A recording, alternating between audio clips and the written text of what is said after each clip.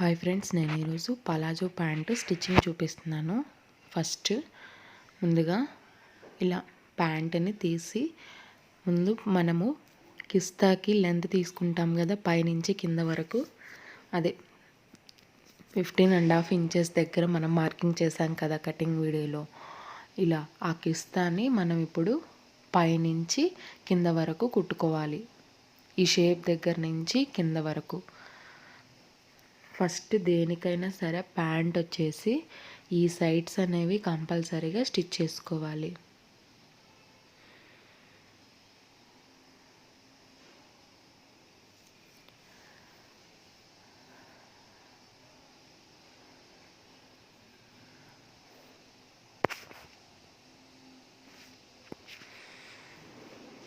ఇలా sides 2 sides stitch చేసుకోవాలి. కాకపోతే ఇక్కడ నాది ప్లెయిన్ కాబట్టి రెండు ఒక్క సైడ్ ఉన్నా ఏమీ కాదు. మీరు మామూలుగా అసలు తిరగలు ఎటు ఉంటుంది, మెయిన్ సైడ్ ఎటు ఉంటుంది చూసుకొని అటాచ్ చేసుకోవాలి. నాకు ఇది ప్లెయిన్ కాబట్టి ఎటున్నా ఏం కాదు, 2 సైడ్లు సేమే ఉంటుంది కాబట్టి.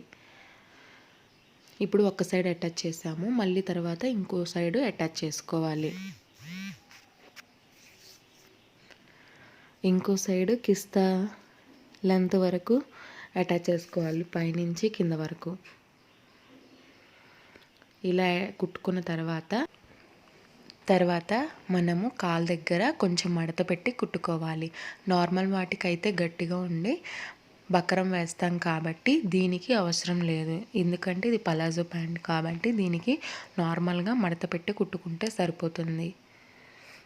ప్యాంట్ ఉండడమే లూజ్గా ఉంటుంది కాబట్టి దీనికి ఏ బక్రం పేపర్ అవసరం లేదు. కాలు కింద ఇలా మడత పెట్టి కుట్టుకోవాలి.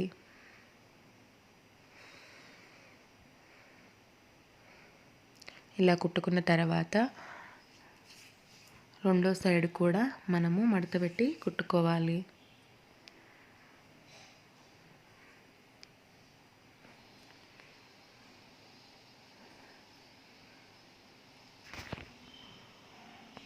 ఇలా 2 సైడ్లు కాళ్ళ చివర్లు కుట్టుకున్న తర్వాత పైన ఉంటుంది కదా, ఇప్పుడు మనము పైన ఇలా అటాచ్ చేసాం కదా, అటాచ్ చేసిన దగ్గర దీని చివరి కూడా కుట్టు వేసుకోవాలి.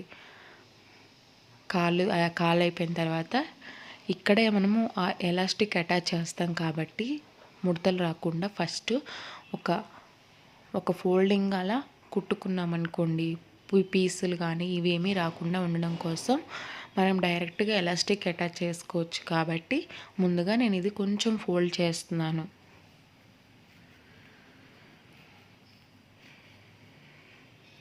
ఇలా మడత పెట్టి చుట్టూరు కుట్టుకోవాలి. ఇలా చుట్టూరు కుట్టుకోవడం అయిపోయింది. ఇప్పుడు మనకి ప్యాంటు చివర్లు కాలు దగ్గర నుంచి మొత్తము అటు సైడ్ కాలు వరకు అటాచ్ చేసుకోవాలి.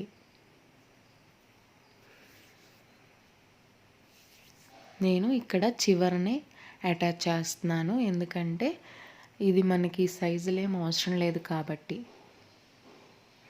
ఎందుకంటే పలాజో ప్యాంటు మామూలుగానే ఇలానే ఉండాలి కదా, సో ఇట్లా చివర్లు అటాచ్ చేసుకోవాలి. ఇక్కడ కిస్తా దగ్గర వచ్చేసరికి కొంచెం గట్టిగా కుట్టు వేసుకోండి, ఊడిపోకుండా. కుట్లు అనేది కింద మామూలుగా ఆడపిల్లలకి కింద కుట్లు ఊడిపోయి చినిగే అవకాశం ఉంది కాబట్టి కొంచెం గట్టిగా వేసుకున్నారనుకోండి ఊడదు. తర్వాత ఇలా కింద వరకు కుట్టు వేసుకోండి. అయిపోయిన తర్వాత ఫస్ట్ ఎలాస్టిక్ తీసుకొని దాన్ని చివర ఉంటుంది కదా, ఆ చివరిని కూడా ఒక కుట్టు వేసేసుకోండి. గట్టిగా ఊడకుండా కుట్టు వేసేసుకున్నారనుకోండి.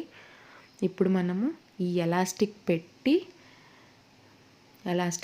నేను ఎక్కువ పెద్దది తీసుకున్నానండి, పెద్దదైతేనే బాగుంటుందని చెప్పేసి పెద్దగా ఉండేది తీసుకున్నాను. ఇది ఒక స్కర్ట్ లాగా ఉండాలని చెప్పేసి పెద్దది తీసుకున్నాను. ఇలా ఎలాస్టిక్ పెట్టి చుట్టూరు, ఎలాస్టిక్ మీద కుట్టు పడకూడదండి, ఇది గుర్తుపెట్టుకోండి. ఎలాస్టిక్ మీద కుట్టు పడకుండా చివర్లో కుట్టు పడేటట్లు చూసుకోండి. ఎందుకంటే మళ్ళీ తర్వాత ఎలాస్టిక్ లాగుతూ వేస్తాం కదా, సో ఫస్ట్ ఎలాస్టిక్ మీద పడకుండా కుట్టు వేసుకోవాలి.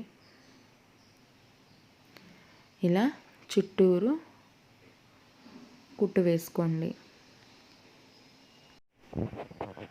ఇలా ఎలాస్టిక్ మొత్తము చుట్టూరు వచ్చేసింది. చివరి వరకు ఇలా సరిపోకపోయినా లాగి వేసుకోవాలన్నమాట. తర్వాత ఈ ఎలాస్టిక్కి మధ్యలో ఒక కుట్టు వేసుకోవాలి.